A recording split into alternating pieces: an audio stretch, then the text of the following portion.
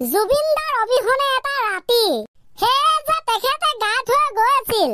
আকাশে গাতে লবৰে মন সাগৰ তলিত শুবৰে মন মনৰ চিলা উৰুৱাই জীৱনে প্ৰতিটো গীতৰ অৰ্থ যেন তেখেতকহে বিচাৰি পালে আকাশখন গাত লৈ সাগৰৰ তলিত শুই চিৰদিনৰ বাবে গুচি গল সঁচাকে সপোনৰো অগোচৰ কল্পনাৰো অতীত এই মৃত্যু অমৰ হওক বিহু মঞ্চত তেখেতে কৈ থকা কথাবিলাক যেন এতিয়া আখৰে আখৰে প্ৰতিফলন ঘটিল তেখেতে নিজে কৈছিল তেখেতে মৃত্যু হলে বোলে ব্ৰহ্মপুত্ৰত উটুৱাই দিব লাগে শৰীৰটো এতিয়া ব্ৰহ্মপুত্ৰ নহয় সুদূৰ বিদেশৰ সাগৰতহে বিলীন হৈ পৰিল মই কৈছো নহয় লৰাহঁত এয়া সপোনৰো অগোচৰ কল্পনাৰো অতীত এটা অভিশপ্ত দিন হয় ছাৰ তেখেতে যেন এই সাগৰ নদী পানী সেইবোৰ বহুত ভাল পাইছিল আৰু যে আমি কৈছিলো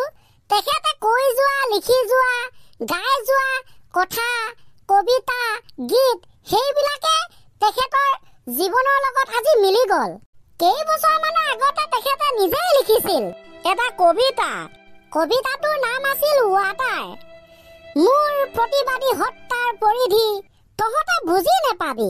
মই নদীৰ পৰা সাগৰলৈ যাব পাৰো সাগৰৰ পৰা নদীলৈ ঘূৰিও আহিব পাৰো মাথো মোৰ ৰং সলনি হব পানীৰ সোৱাদ সলনি হব পাৰে পাৰে এৰি থৈ যাম মই অকল বালি বালি আৰু বালি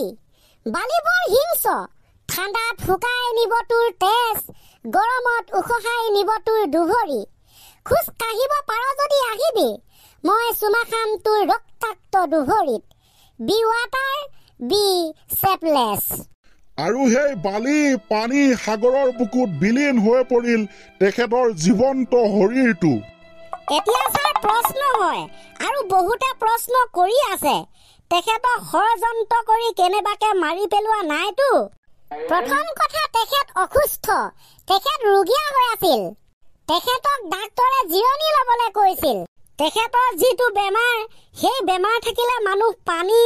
জুই ওখ ওখ ঘৰ তেনেকুৱাৰ পৰা দূৰত থাকিব লাগে কিন্তু আমি দেখা পালো সেইটো অপজিট ঘটনা ঘটিল দ্বিতীয় কথা নৰ্থ ইষ্ট ফেষ্টিভেল নৰ্থ ইষ্টত নেপাতি ছিংগাপুৰত কিয় পতা হল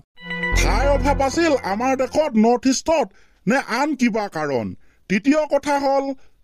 যদি ছিংগাপুৰত এই নৰ্থ ইষ্ট ফেষ্টিভেল নপতাহেঁতেন হয়তো আজি এইটো ঘটনা নঘটিলহেঁতেন আৰু চতুৰ্থ কথা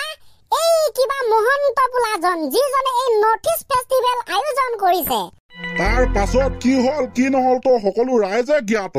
ইয়াৰ উপৰি আমি জানিবলৈ পোৱা মতে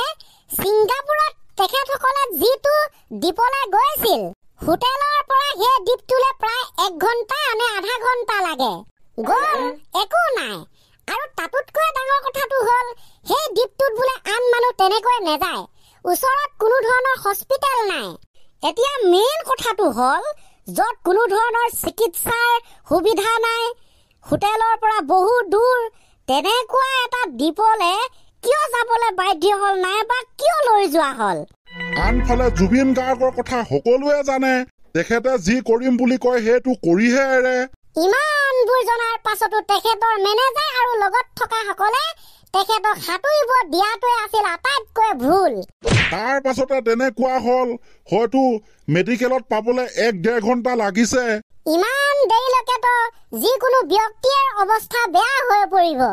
আৰু তাৰ ফলশ্ৰুতিত আমি লাভ কৰিলো এই দুখজনক খবৰটো সেয়েহে অসমৰ ৰাইজে আজি দাবী কৰিছে এয়া কেৱল মৃত্যু নহবও পাৰে এয়া হত্যাকাণ্ডও হ'ব পাৰে প্ৰথম ভুল ৰোগীয়া অৱস্থাত তেখেতক অকলশৰে এৰি দিয়াটো দ্বিতীয় কথা এনেকুৱা এটা দ্বীপ য'ত নেকি চিকিৎসাৰ সুবিধা নাছিল ইমান দূৰলৈ লৈ যোৱাটো আৰু শেষত বেয়া খবৰটো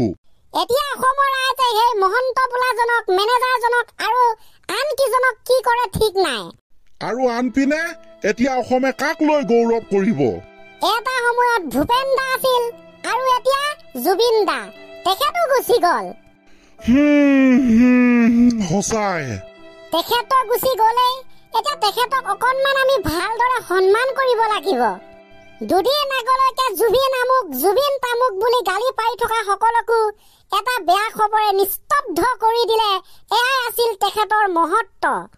আমুক পাগল, তামুক পাগল, আমুক মদাহী, তামুক মদাহী সেইবোৰ কৰিও যে কিমান সমালোচনা কৰিছিল, কিন্তু এতিয়া যেন সকলো শেষ হৈ পৰিল। মুকুতি আজি দেখো দিশহাৰা হৈ ৰয়, দিশে দিশে চলে মাথো মৃত্যুৰ গান। মৃত্যু সহজ, মৃত্যু ওচৰ, অন্ধ আকাশ ক্ষুব্ধ বতাহ, ত্ৰস্ত ৰাতিৰ স্তব্ধ জোনাক, অন্ধ মনৰ বন্ধ কোঠাত হিংস্ৰ প্ৰেমৰ মুক্ত প্ৰবাহ। মুকুতি আজি দেখো দিশহাৰা হৈ ৰয়, দিশে দিশে চলে মাথো মৃত্যুৰ। যতে আছে কুশলে থাকক, নাকাষে গাতে ল'বৰে মন, সাগৰ তলিত শুবৰে মন, মনৰ চিলা উৰুৱাই জীৱনে। আকাশে গাতে ল'বৰে মন, সাগৰ তলিত শুবৰে মন, মনৰ চিলা উৰুৱাই জীৱনে। সোণালী হৈ থাকক তোমাৰে মোৰে সময়, বুকুৱে বুকুৱে ৰৈ যায়।